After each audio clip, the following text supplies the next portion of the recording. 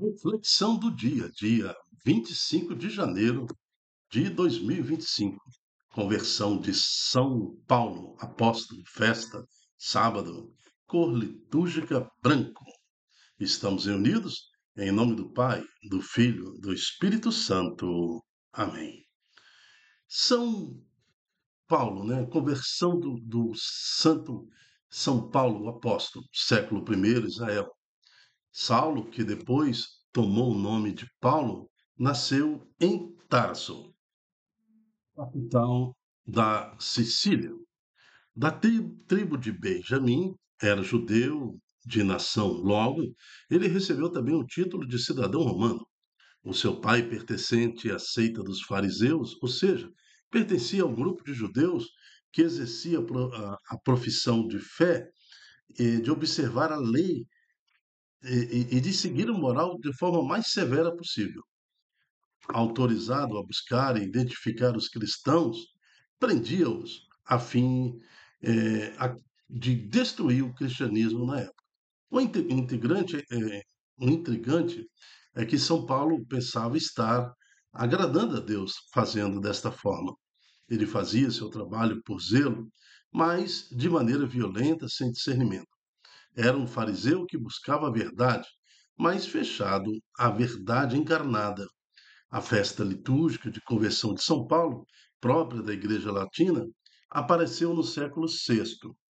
A comemoração do dia 25 de janeiro tem o intuito de considerar as várias facetas do apóstolo por excelência, pertencente a Jesus desde o momento em que, no caminho para Damasco, foi vencido pelo amor de Cristo e transformou-se no maior apóstolo do Evangelho. São Paulo apóstolo, rogai por nós. Na primeira leitura em Atos dos Apóstolos, capítulo 22, é o próprio Paulo que relata aí a corte romana que eles estavam julgando Paulo, né? Ele está falando ali como que tudo aconteceu na vida dele. Ele fala, naqueles dias, Paulo disse ao povo, eu sou judeu, nascido de Tarso, da Sicília, mas fui criado aqui nesta cidade, como discípulo de Gamaliel. Fui instruído em todo o rigor da lei de nossos antepassados, tornando-me zeloso na causa de Deus, como acontece hoje convosco. Persegui até a morte os que seguiam este caminho, prendendo os homens e mulheres e jogando-os na prisão. Então, quantas mortes de cristãos foram atribuídas a Paulo, né? A Saulo, né? Antes da conversão. Ele perseguia até a morte os que seguiam o caminho de Jesus Cristo, os cristãos. Disso são minhas testemunhas o sumo sacerdote e todo o conselho dos anciãos. Eles deram-me carta branca e cartas de recomendação para os irmãos de Damasco, para que eu continuasse a minha perseguição. Fui para lá a fim de prender todos o que eu encontrasse e trazê-los para Jerusalém, a fim de serem castigados. Ora, aconteceu que, na viagem, estando já perto de Damasco, pelo meio-dia, de repente, uma grande luz que vinha do céu brilhou ao redor de mim. Caí por terra e ouvi uma voz que me dizia: Saulo, Saulo, por que me persegues? Eu perguntei: Quem és tu, Senhor? E ele me respondeu: Eu sou Jesus, o Nazareno, a quem tu estás perseguindo. Meus companheiros viram a luz, mas não ouviram a voz que me falava. Então perguntei: O que devo fazer, Senhor? O Senhor me respondeu: Levanta-te e vai para Damasco. Ali te explicarão tudo o que deves fazer. Como eu não podia enxergar por causa do brilho daquela luz, cheguei a Damasco guiado pela mão dos meus companheiros.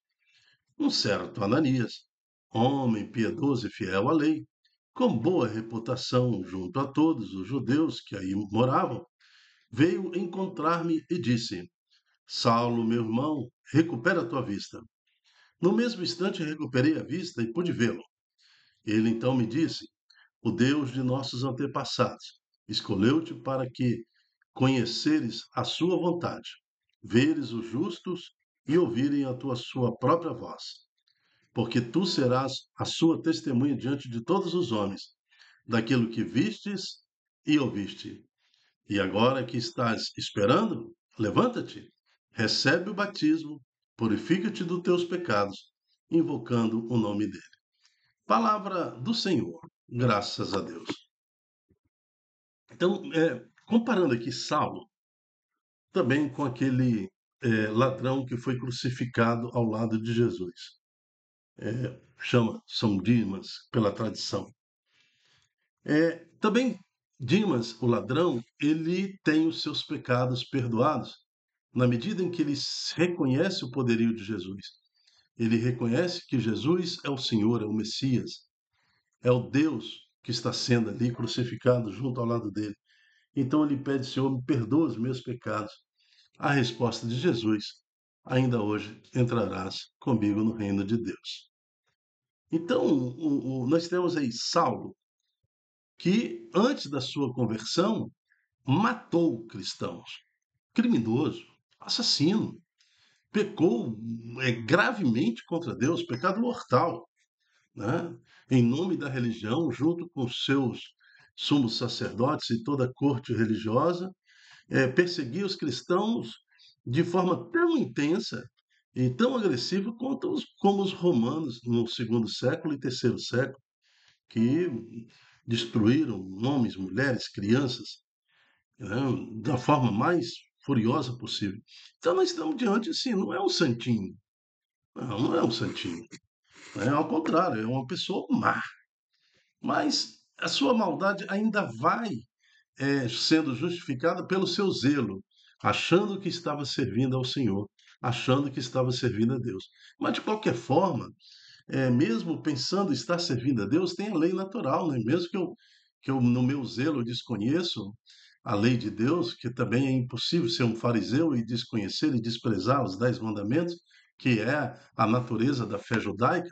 Então, não tem como justificar tanta agressividade a ponto de levar as pessoas à morte.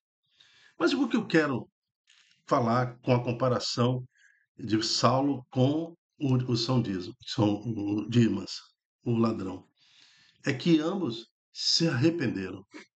Ambos tiveram um contato visual com Deus, eles tiveram uma experiência com Deus, uma aceitação de Deus. Saulo, ao seu modo, ouviu o próprio Cristo falando: Saulo, Saulo, por que me persegues? Né? Depois, o próprio Deus fala por Ananias: levanta-te, recebe o batismo, purifica-te dos teus pecados, invocando o meu nome. Vai, anuncia o evangelho a todas as criaturas. O que eu estou esperando? Paulo não esperou ser santinho para depois aceitar Jesus. Ele aceita Jesus naquela condição dele, naquela condição de perseguidor.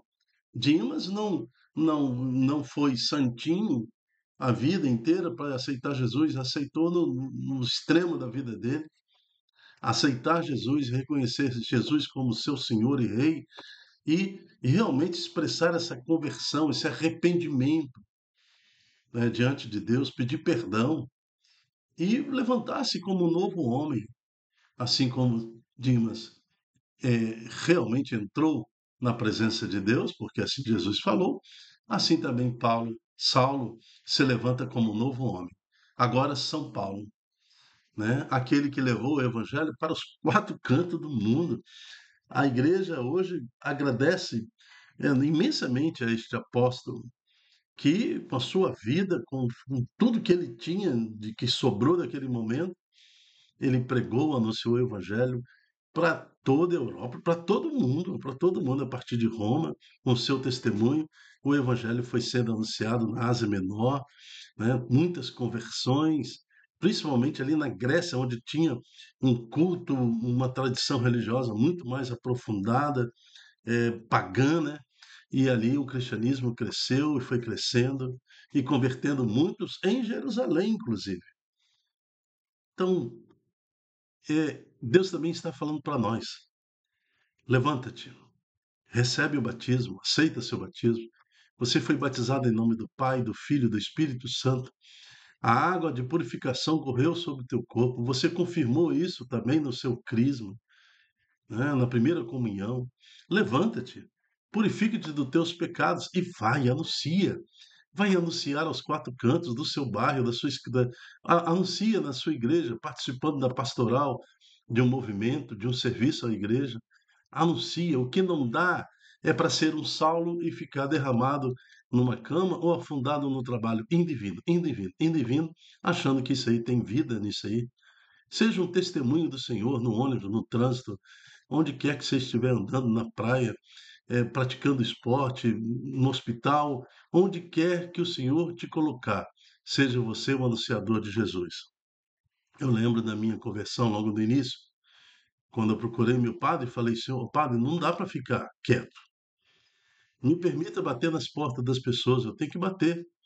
Eu vou bater na porta das pessoas e vou falar que eu sou católico, estou vindo em nome da paróquia, em nome do padre, eu falei o nome dele, e quero lá evangelizar as pessoas. Ele imediatamente colocou a mão sobre minha cabeça, de mais dois colegas, e nós começamos a evangelizar de casa em casa. Achamos que isso era pouco, ainda pegamos um carro com um aparelho de som. Aí ficamos anunciando para todo mundo que aquele serviço nosso, quem quisesse agendasse na igreja, que nós estávamos lá dispostos a evangelizar, a bater em casa em casa. É assim que é a conversão, né, de Saulo. Saulo levantou-se como um homem novo.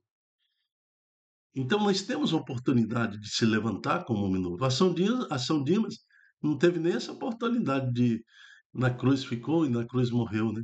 Mas valeu o testemunho da sua conversão para que nós entendamos que há tempo. Nós temos tempo, enquanto o ar respira pelas nossas narinas, nós temos como nos converter ao Senhor Jesus e livrar a nossa alma da condenação eterna, assim como fez Saulo, levantando-se como um homem novo, apóstolo do Senhor. Que o Senhor nos dê a força necessária para mudarmos a partir de nós a perspectiva desse mundo. Amém. No Salmo 116 fala: Ide por todo o mundo, a todos pregai a boa nova.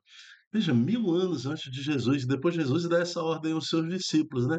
Ide por todo o mundo e pregai o evangelho a todos. Cantai louvores ao Senhor, todos, todas as gentes, povos, todos festejai, pois comprovado é seu amor para conosco, para que sempre, porque ele sempre é fiel. Ide por todo o mundo, a todos, anunciai a boa nova. Então, que nós possamos ser esse mensageiro, né? Esse exercer a dimensão do nosso batismo e também anunciar ao mundo todo a salvação de Jesus Cristo. Evangelho, Marcos, capítulo 16, de 15 a 18. O Senhor esteja conosco, Ele está no meio de nós. Proclamação do Evangelho de Jesus Cristo segundo Marcos. Glória a vós, Senhor. Naquele tempo, Jesus se manifestou aos 11 discípulos e disse-lhes: Ide pelo mundo inteiro, anunciai o evangelho a toda criatura. Jesus ali estava cumprindo a profecia que já teria sido anunciado 1000 anos antes no Salmo 116, né? Ele repetiu o Salmo 116 para os seus discípulos: Ide pelo mundo inteiro e anunciai o evangelho, a boa nova, a toda criatura. Quem crer e for batizado será salvo. Ponto final. Não tem aqui nesse versículo reticências, não tem nesse versículo nenhuma outra pontuação. Quem crer em Jesus e for batizado será salvo. Pronto. Daí por diante eu creio, sou batizado, eu só vou para o inferno se eu quiser. Só se eu renunciar a esta fé, renunciar o meu batismo. E como que eu renuncio a minha fé e renuncio o meu batismo? Aceitando as propostas desse mundo, aceitando toda a forma de agressão aos mandamentos do Senhor, à própria pessoa de Jesus Cristo, negando Jesus Cristo e cultuando outros deuses a partir do meu batismo. Que coisa! Quem crê e for batizado será salvo. Aí depois ele fala: e quem não crê será condenado. Ponto final. Ah, mas o Deus é impiedoso. Deus jamais criaria uma criatura para depois mandar ele para o inferno. Não é ele que está mandando ninguém para o inferno, não. As pessoas que vão pelas suas próprias pernas, pelos seus próprios desejos. tá? Não quero ir para o céu, não quero ir para o céu, eu quero, ao contrário, tudo que for contra Jesus Cristo eu quero. Então não existe maldade em Deus. A criatura, nós fomos feitos para Deus. Estamos aqui para decidir por Deus. O objetivo da vida, o que é? A gente nasce para conhecer Deus, depois de conhecer, amar Deus e depois servir ao Senhor. Isso que aconteceu na vida de Saulo. Aconteceu na vida de São Dimas, muito tardiamente, mas aconteceu. Agora, muitos não querem saber, não querem. Receberam a fé de seus pais, receberam o batismo, confirmaram no crisma, confirmaram na Eucaristia, e agora debandaram, usaram da sua liberdade e não quer saber de Jesus, não quer saber de mandamento, não quer saber de nenhum problema.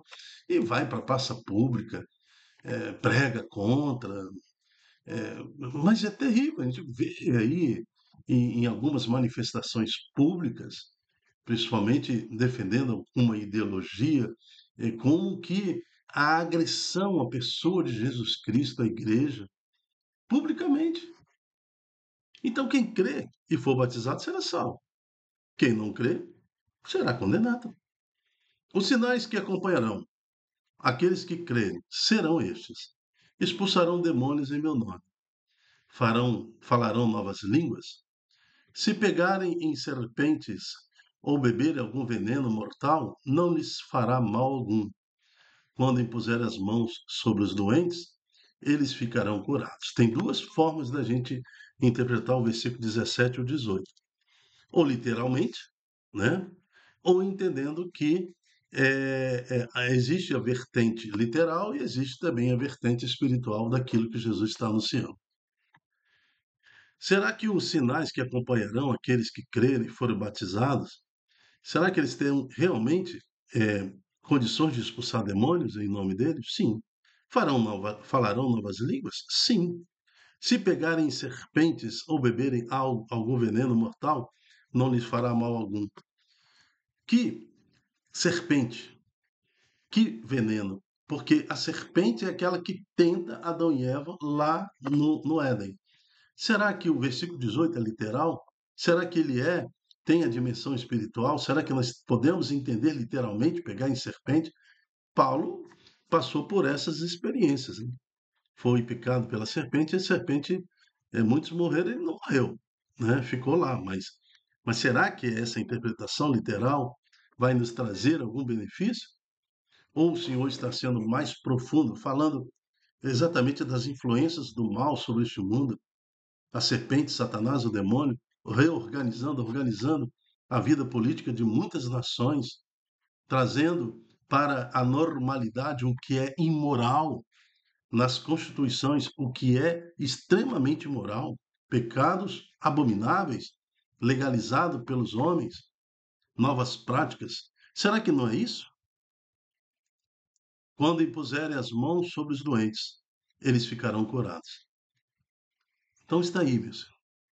Assim como Saulo se converte e traz para Cristo muitas almas, quem nos dera ter um pai convertido, uma mãe convertida, ou um pai olhar para os seus filhos, filhos convertidos que libertam seus pais da serpente, do veneno deste mundo.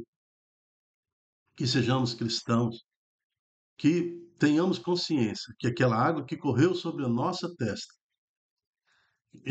aquelas promessas que nossos pais e nós confirmamos depois do nosso crisma, foi feito sobre nós, nos torna soldados de Cristo, apóstolos de Cristo.